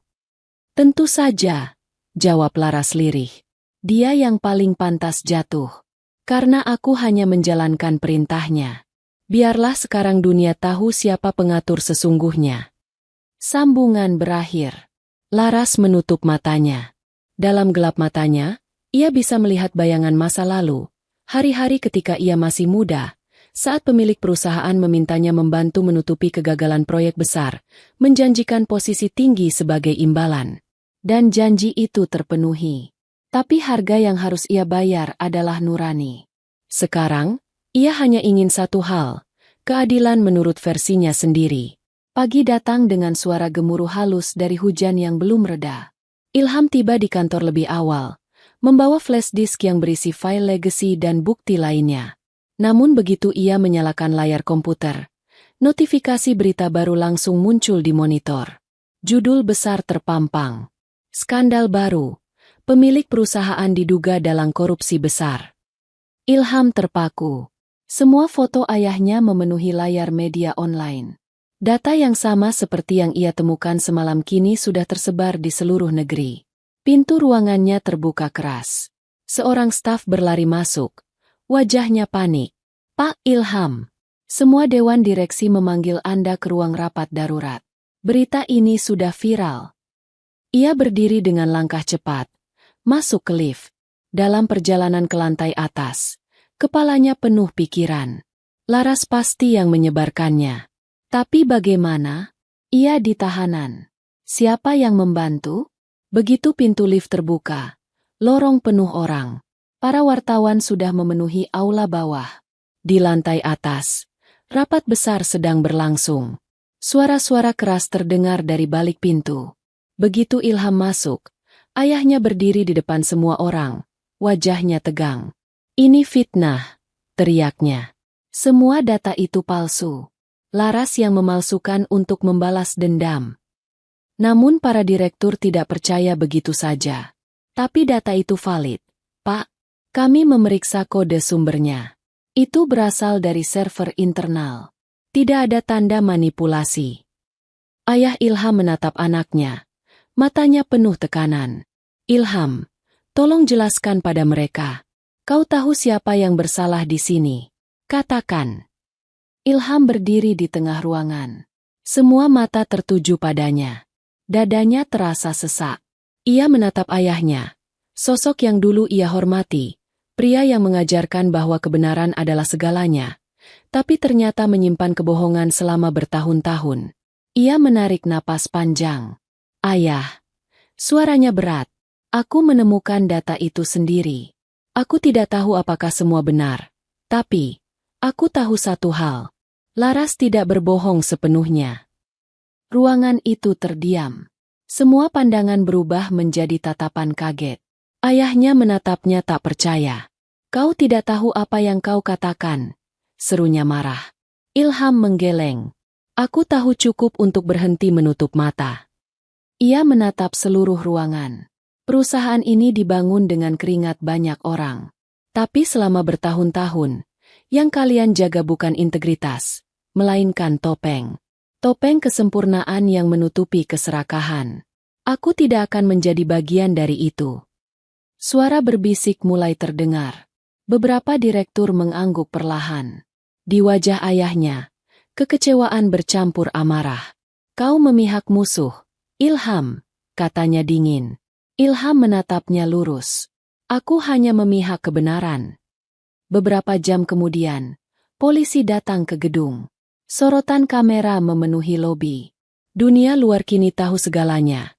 Tentang Laras, tentang pemilik perusahaan, tentang seluruh kebohongan yang menelan banyak nama besar. Di luar gedung, hujan masih turun. Laras dibawa dari mobil tahanan dengan wajah tenang. Saat melangkah masuk ke gedung untuk diperiksa ulang, matanya sempat bertemu dengan Ilham. Tak ada senyum, tak ada amarah. Hanya tatapan yang lama dan dalam. Dua manusia yang sama-sama terluka oleh kebenaran yang mereka kejar dengan cara berbeda. Ilham menunduk pelan. Laras melangkah melewatinya tanpa kata. Dan untuk pertama kalinya, Ilham benar-benar memahami makna kalimat yang dulu ia ucapkan kepadanya di hari pertama mereka bertemu. Katakan pada mereka apa saja yang telah kau lakukan, atau aku sendiri yang akan membongkarnya. Kini, semuanya telah terbongkar. Tapi harga yang harus dibayar adalah kebenaran yang tidak lagi hitam putih.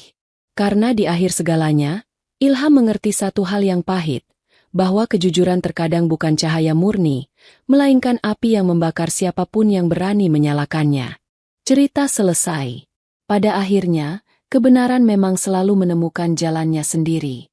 Senyum palsu akan pudar, topeng kekuasaan akan retak, dan orang-orang yang berpura-pura suci akan menatap cermin dan melihat siapa mereka sebenarnya.